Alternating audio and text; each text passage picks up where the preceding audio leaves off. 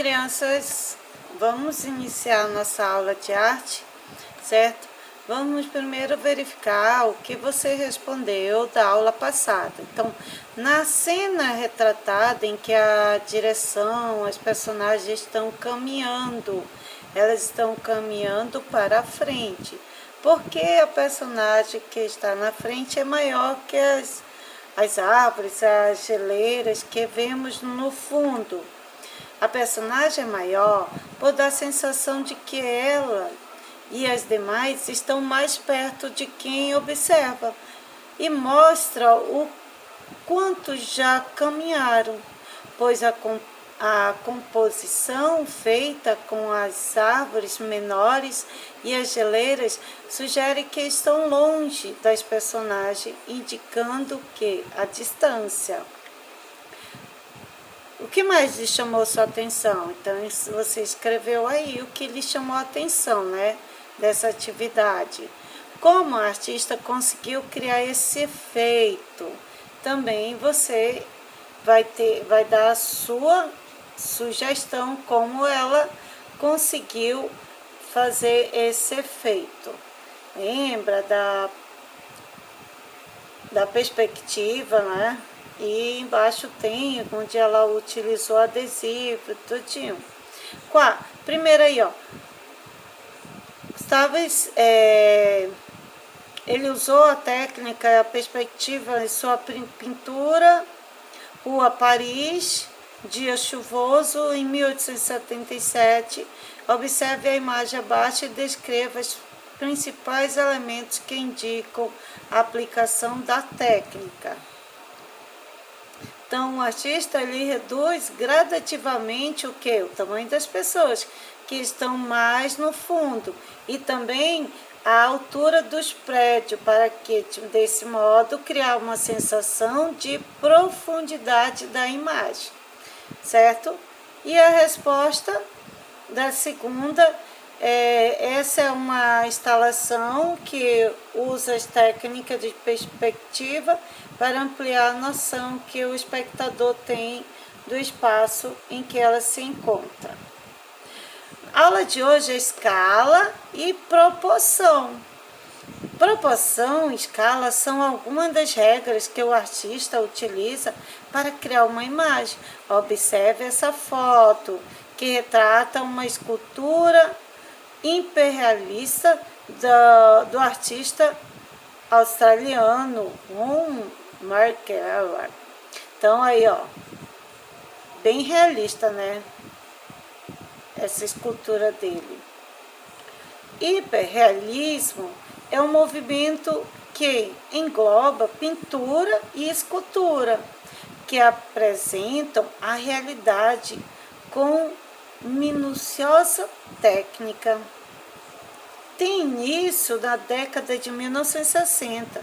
As obras se assemelham muito à realidade, muitas vezes utilizando a fotografia como referência, motivo pelo qual as pinturas se confundem com as fotografias e as esculturas são surpreendente semelhantes às pessoas, tamanho e a perfeição dos traços, cores, textura e folhas representadas.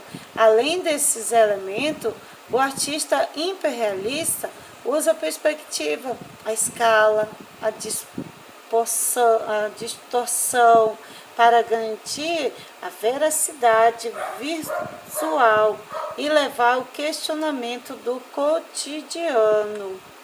A mulher apresentada é muito maior que as pessoas que a observam, ou seja, ela tem uma dimensão muito maior que a de um ser humano. Assim entra em ação o conceito de escala. Para que se perceba a escala, é preciso haver outro elemento com que se faça a comparação, o qual funciona como parâmetro para a escala. Por exemplo, a espectadora ao lado da obra nos ajuda a perceber que a mulher representada é muito maior que uma figura humana normal, ou seja, ela foi representada em grande escala. Aqui, ó. Novamente, assim, outra imagem, ó. Democracia de Geraldo. Técnica mista, né? O que há de estranho nessa imagem que não encontramos na escultura de Roman Moike? Então, ó, a escultura de Romão, os elementos são proporcionais, apesar de sua grande dimensão. Na obra de Frederick, as mãos e os braços da personagem são desproporcionais em relação ao seu corpo, certo? Podemos afirmar que nesta figura humana, os braços e as mãos têm uma proporção maior em relação ao restante do corpo. É possível chegar a essa conclusão comparando esses membros como outras partes do corpo representando a escultura. Em resumo, percebemos que a proporção quando analisamos elementos de uma mesma obra para que percebemos a escala, precisamos relacioná-la a elementos que estão fora dela. Veja a imagem a seguir, ó. Isso aqui, tá? É de Tarsila Amaral. Ela pintou a óleo sobre a tela, 35 centímetros, 73 centímetros em 1928. Olha como ela fez também, usou a escala e a proporção. O que a obra Ampoeta Tarsila Amaral tem em comum com as esculturas Democracia de Geraldo, apresentada na página 112. Ambas contêm elementos que não são proporcionais, não é verdade? A Tarsila Amaral e Geraldo, eles o quê? Transgrediram os aspectos da proporção, ou seja, enfatizaram alguns elementos em suas produções, tamanho a imagem desproporcional, né? Tornando a imagem desproporcional. A distorção das proporções é um efeito muito utilizado por artistas para produzir imagem, principalmente nos desenhos animados, a história em quadrinhos ou jogos. Aí você tá vendo aí, ó, Super-Homem, né? É um super-herói. Aí você vai fazer, olha aí, trabalho de arte. Pesquisar na internet sobre esses artistas, certo?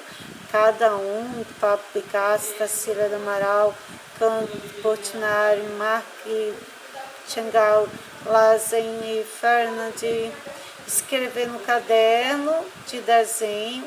Se achar necessário, você pode colar alguma imagem, tá bom? Vale 2 pontos para a próxima aula.